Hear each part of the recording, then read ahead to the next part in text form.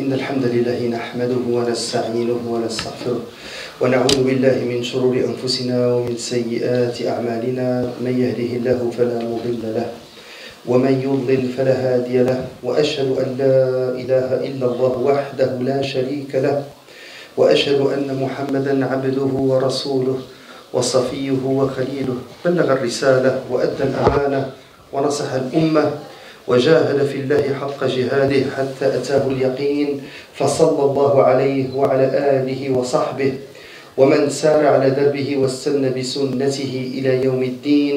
يا أيها الذين آمنوا اتقوا الله حق تقاته ولا تموتن إلا وأنتم مسلمون. يا أيها الناس اتقوا ربكم الذي خلقكم من نفس واحدة وخلق منها زوجها وبث منهما رجالا كثيرا ونساء واتقوا الله الذي تساءلون به والأرحام إن الله كان عليكم رقيبا.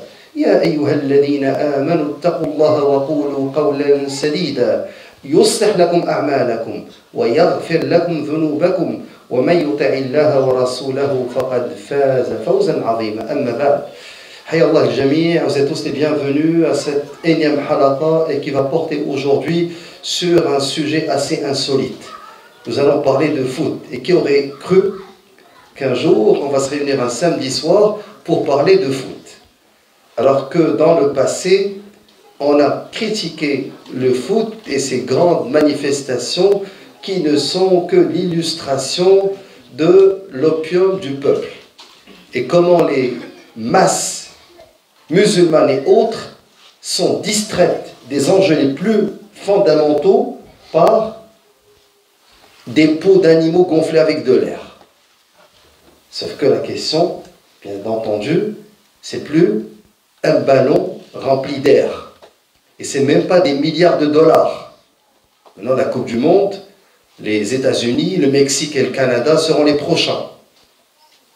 Et ils ont déjà annoncé qu'il va y avoir toute une campagne pour contrecarrer ce qui a été fait à Qatar. À Qatar, bien sûr, les brassards de capitaine aux couleurs multicolores étaient interdits. Aux États-Unis, au Canada, au Mexique, ça va être toute une campagne, ça va être partout. Ça va être des drapeaux dans les terrains, et ça va être une campagne pour, bien entendu, défendre Amal Qamlout. Donc vous voyez très bien qu'il y a des enjeux derrière. Et pour ne pas trop nous étaler, et pour être bref, je vais commencer par le premier point, la question de la joie. Et je vais parler de la question de l'unité. Et je vais parler de la barrière psychologique. Et si j'ai le temps, je vais ajouter un quatrième, un cinquième point. Sinon, pour ne pas trop m'étaler, ça va être ces points-là autour desquels j'aimerais que ma présentation s'articule. Premièrement, on a déjà eu Mohamed Ali Clay, un Afro-Américain devenu champion du monde. On a des champions musulmans d'Afrique, d'Asie, dans le kickboxing, dans la boxe, dans l'UFC, dans la lutte gréco-romaine, dans plusieurs taekwondo, karaté, dans des sports. On a des musulmans qui ont pu briller, n'est-ce pas? On a eu des musulmans qui ont pu exceller au niveau des découvertes scientifiques, au niveau de la médecine, au niveau de l'industrie, au niveau même, à titre personnel, au niveau du commerce. Nous avons des hommes d'affaires musulmans dans les universités à travers le monde. Il y a beaucoup de chefs de département qui sont musulmans. En informatique, en médecine, dans tous les domaines. Mais, quand vient le temps de travailler en collectivité, en groupe, on nous dit, vous n'êtes pas bons. Vous les Arabes, vous les Africains, vous les Turcs, les tiers-mondistes, quand vous êtes en équipe, vous ne savez pas travailler en équipe. Vous vous divisez. Puis avec le temps, on a cru qu'on était divisés et qu'on ne pouvait pas travailler ensemble. Regardez cette maudite phrase, combien de fois elle a été répétée par nos parents, qui nous ont dit, vous n'allez jamais vous mettre ensemble. Tu mets un Marocain, un Algérien, un Tunisien, un Libyen, ils vont penser à se faire la guerre. Qui vous a dit ça?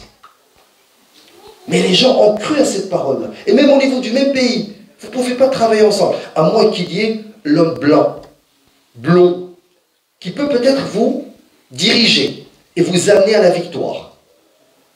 Mais ce qui s'est passé cette fois-ci, je sais que c'est futile. C'est du foot, c'est un sport, mais il y a un fait. Il y a un groupe de musulmans, dirigé par un musulman, d'un pays du tiers-monde, un pays au nord de l'Afrique, qui a pu se rendre en demi-finale d'une Coupe du Monde d'un sport, mais un sport collectif. Et ça fait parler la BBC. Je vais aller voir ce que disent. La BBC Africa, ils ont dit, les Marocains doivent-ils s'excuser parce qu'ils n'ont pas dédié leur victoire à l'Afrique? Ils l'ont dédié seulement à la Palestine et aux Arabes. Et les Africains, regardez, ça c'est la Grande-Bretagne, la BBC, c'est la porte-parole des services secrets, MI5, MI6, services secrets britanniques. Ces gens-là, n'oubliez pas qu'ils ont pu occuper, coloniser, diriger l'Inde. Quand je dis l'Inde, c'est pas le Pakistan, l'Inde, Bangladesh. Le sous-continent indien avec une petite armée. Les Britanniques.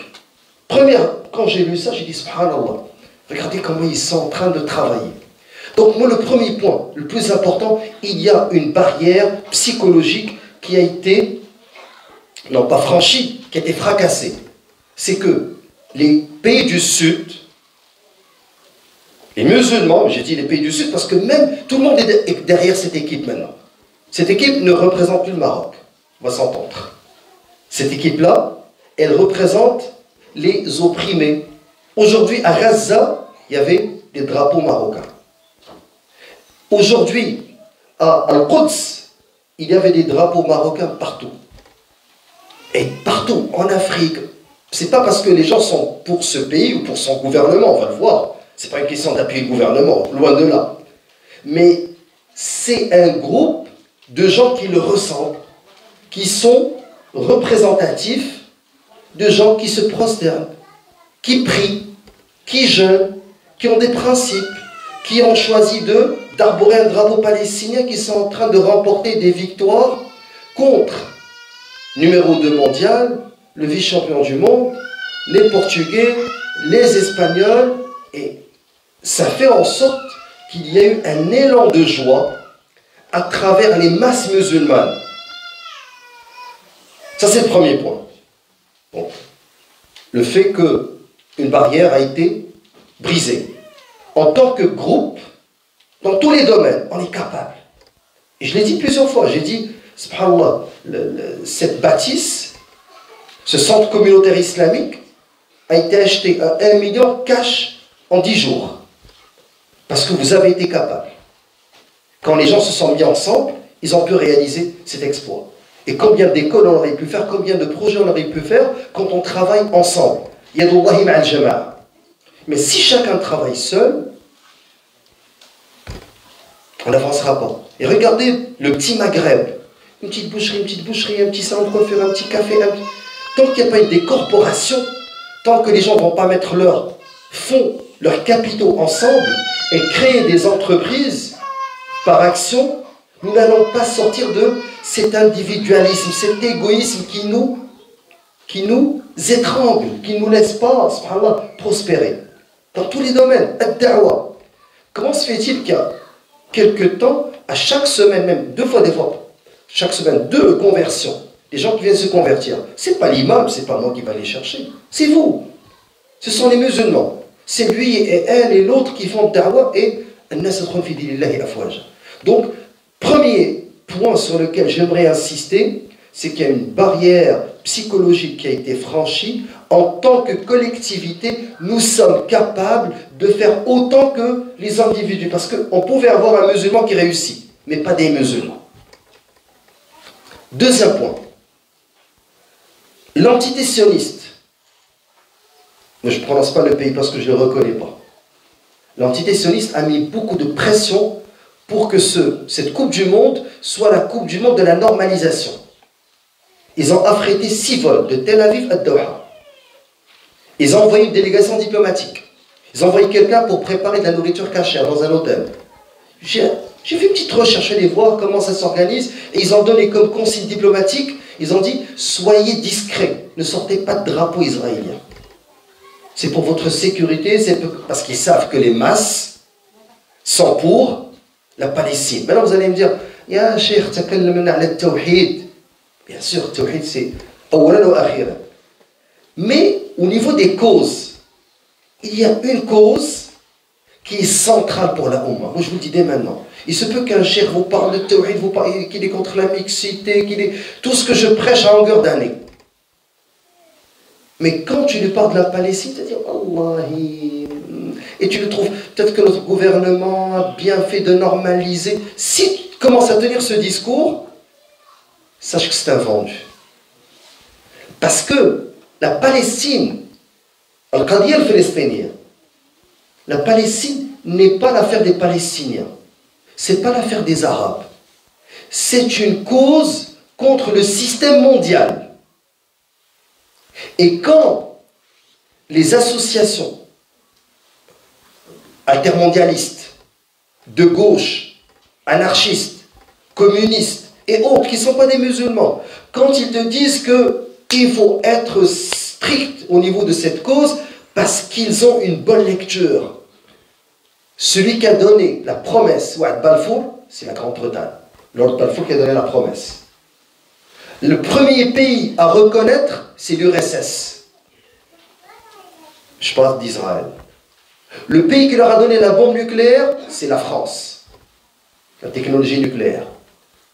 Le pays qui les a appuyés, qui les appuie toujours, c'est les États-Unis. Et quand je dis les États-Unis, c'est la communauté internationale. Et même les Russes, attention. Les Russes ont toujours été, j'ai dit, c'est les premiers qui ont reconnu, avant même les Américains. Les Russes, c'était les premiers, les Américains, c'est le deuxième. Donc, ce projet de colonisation au cœur du monde musulman a été fait pour couper al-Mashriq al-Maghreb. C'est-à-dire qu'il y a le Maghreb, le Mashriq, on vient au milieu, puis on fait l'entité sioniste. Oh, c'est pas une garnison, c'est pas une armée. Non, non, c'est un poste d'avant-garde qui représente les intérêts stratégiques des pays impérialistes. Les pays, les ex-pays, croisés, salibiyoun. Il faut appeler un chat un chat. C'est ça. Avant, il laissait des principautés en Palestine. L'histoire des croisades. Et vous allez voir, à chaque fois, il y avait des principautés dans cette région du monde qui représentaient les intérêts de l'Europe, le vieux continent.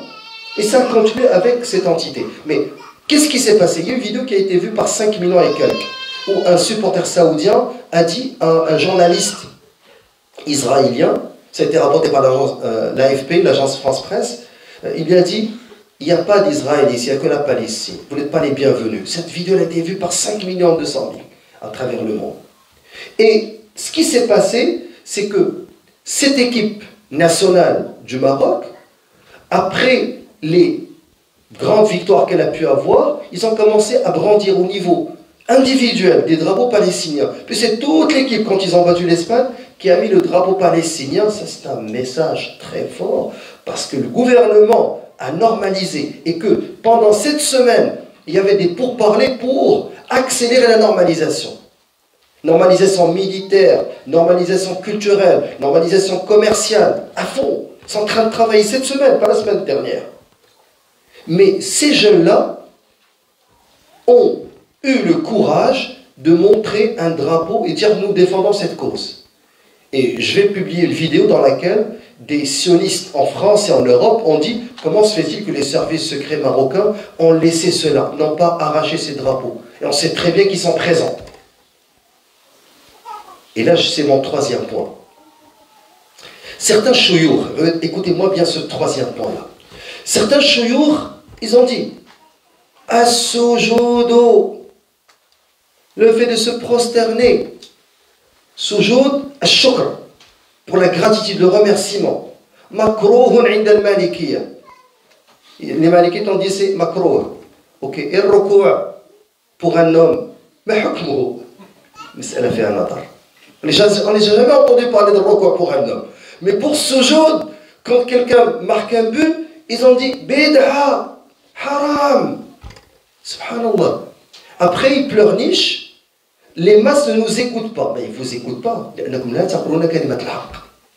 Si vous étiez crédible et que vous disiez kalimat al-haq dans le passé, quand vous allez dire ce sujoud n'est pas permis, bien sûr, Shafi'i yaran annahu mustahab.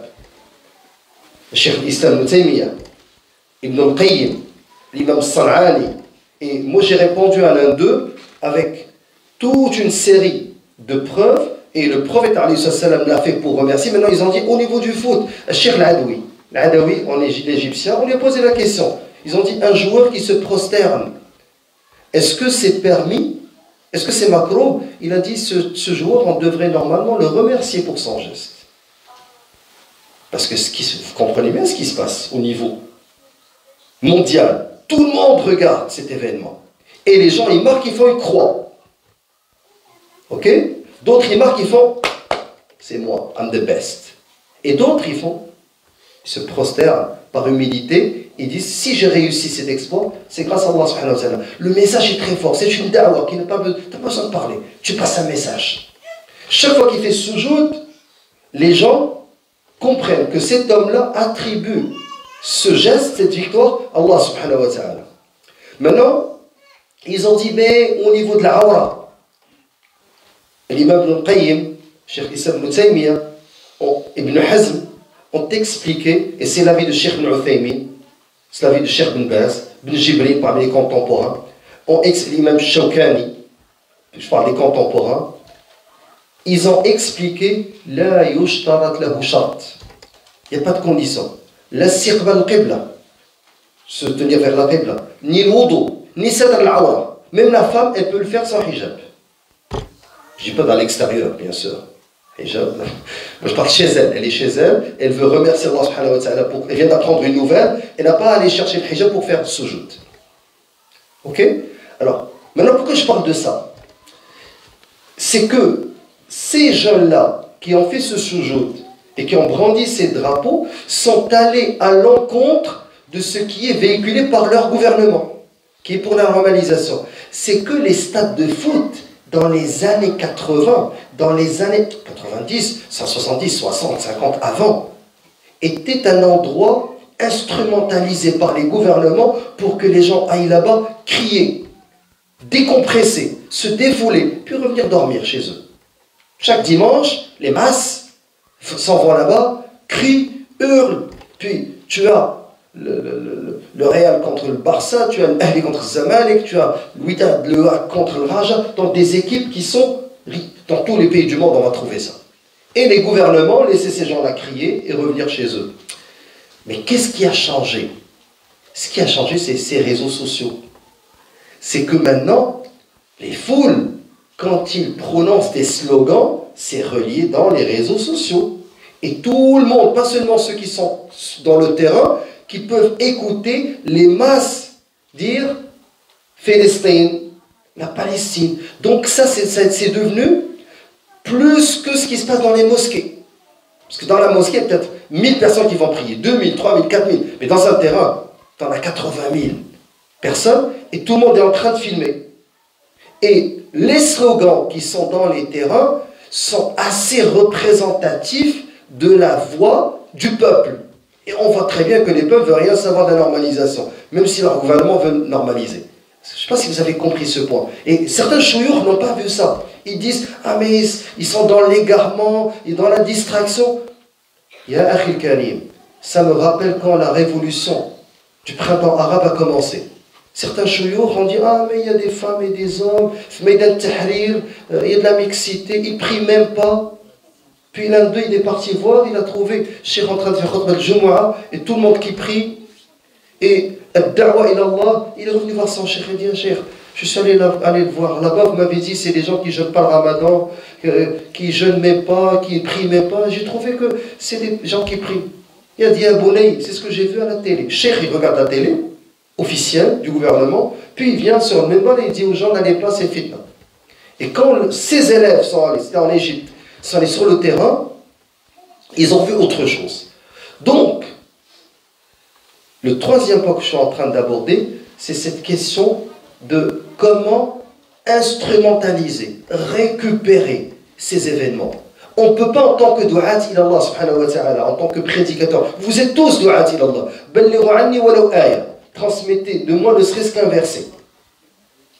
Vous ne pouvez pas vous ghettoiser, faire comme les juifs ashkénazes, les orthodoxes. Ils vont près du mur, rentrent chez eux, se tiennent en... Non, non, non, non. Regarde, sahaba. Les gens qui sont assis autour de nous. Des fois, il y a quelqu'un qui vend des qamis, s'il est venu dans cette mosquée. Il m'a dit, moi je disais, la mosquée de cherche Qawi, on va trouver que des salafistes. Il m'a dit, j'ai trouvé plus que la moitié barbe rasée. J'ai dit, est-ce qu'ils écoutent mon prêche? Il m'a dit, oui. J'ai dit, alhamdulillah rabbil alamin. Donc, on est mainstream. On représente al-sunnah wal-jama'a. On n'est pas une secte.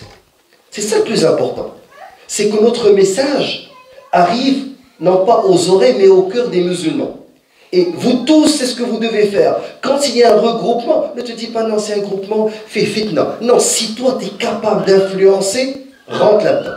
Si ta tante, elle t'invite, et tu sais que ta tante ne porte pas le hijab, et qu'il va y avoir des péchés, mais ta présence va empêcher les péchés. Vas-y, sois présent dans cet événement. Parce qu'avec ta présence, Inch'Allah, si tu as une forte personnalité et que tu es respecté, tu vas empêcher le munkar par ta simple présence. Donc, ad-du'at ilallah doivent eux aussi récupérer ces événements. Vous allez me dire, mais subhanallah, au lieu de rassembler les gens pour écouter khutbah, Allah ghalb.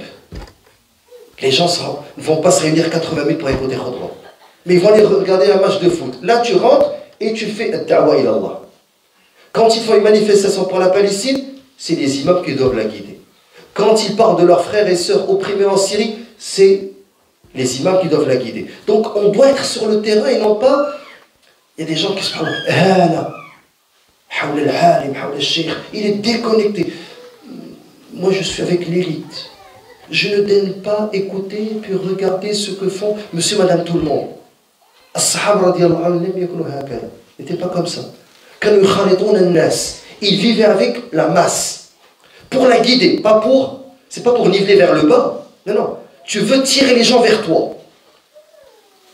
Je ne vous demande pas d'aller regarder le foot. Moi, je n'ai pas vu le match aujourd'hui. J'étais en train d'enseigner ici à vos enfants. Ok? Alors, juste pour que vous compreniez. Je ne dis pas aller regarder les matchs de foot. Ce que je suis en train de vous dire, c'est que on doit être apte et capable d'être présent pour guider. Et je ne veux pas dire récupérer ou instrumentaliser comme ils nous accusent de le faire. Ok? Maintenant, un autre point très important qui nous intéresse, nous, ceux qui vivent en Occident. Celui qui a éliminé l'Espagne est né à Madrid. Ok? La plupart de ces joueurs sont nés en Hollande. Et ont grandi en Belgique, ont grandi en France. Et quand est venu le temps de choisir, en Italie certains, quand est venu le temps de choisir entre leur pays d'origine et leur pays d'accueil. C'est un message très fort pour Macron, pour Legault, tous ceux qui veulent assimiler la deuxième et troisième génération de force. Ils vont venir fréquenter l'école publique. On va leur imposer nos valeurs. Ça ne marche pas comme ça, pas avec la contrainte. Parce que ces jeunes-là, c'est vrai qu'ils ne sont pas représentatifs de l'islam qu'on veut. Quelqu'un m'a dit, tel joueur, sa femme, des youths. Yahri, je ne te dis pas que ces gens-là, c'est sahaba. Ces gens-là, on connaît très bien leur niveau. On sait très bien qu'une fois dans les vestiaires, ils vont chanter, ils vont danser, ils vont sauter. On sait très bien. Je ne vous dis pas que des plans pour modèle. Walakin. Cependant, soyons justes. Ces jeunes-là, ils ont eu les larmes aux yeux, puis ont choisi de représenter. Ils ont dit, nous sommes musulmans, nous avons représenté, pas nos pays d'origine, parce qu'ils sont nés en Europe, mais le pays de nos parents. Certains, parmi eux, leur mère était des bonnes, qui travaillaient chez Carlos, qui nettoyaient les maisons. Et ils ont eu, subhanallah, cet élan de solidarité avec leur pays d'origine contre leur pays d'accueil. Et il faut le faire, parce que quand vient le temps de défendre un drapeau, bien sûr, moi j'ai un seul drapeau, juste pour qu'on soit clair. La ilaha illallah Muhammad Rasulullah, c'est le seul drapeau que je reconnais.